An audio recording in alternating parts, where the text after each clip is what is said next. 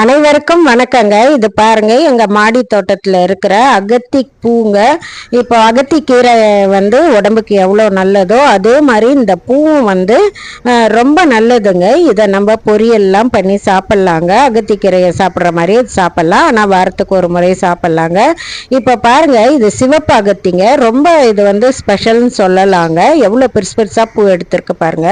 இந்த அகத்தி பூவில் ரொம்ப மருத்துவ குணம் இருக்குதுங்க. இந்த பூவை நம்ம பொரியல் செஞ்சு சாப்பிடும்போது கண் எரிச்சல், தலை சுற்றல் அதெல்லாம் சரியாகுங்க. அப்புறமா யூரின் மஞ்சளா போனா அதையும் சரியாகுங்க. இப்ப பாருங்க, இது பொரியல் லேசா இந்த பூ கசப்பாவும் தோற்பாவும் இருக்கிறதுனால இதை பாருங்க காம்பும். இப்ப வாழைப்பூ நம்ம செய்யறோம் இல்லையா, அது மாதிரி நடுவில் இருக்கிற அந்த இதுவை நம்ம எடுத்துடணுங்க. எடுத்துட்டோன்னா அந்த நரம்பை நம்ம எடுத்துட்டு இப்படி பண்ணிட்டு இப்படி பொரியல் பண்ணும்போது இது ரொம்ப ருசியாவே இருக்குங்க. செஞ்சு பாருங்க. நன்றிங்க.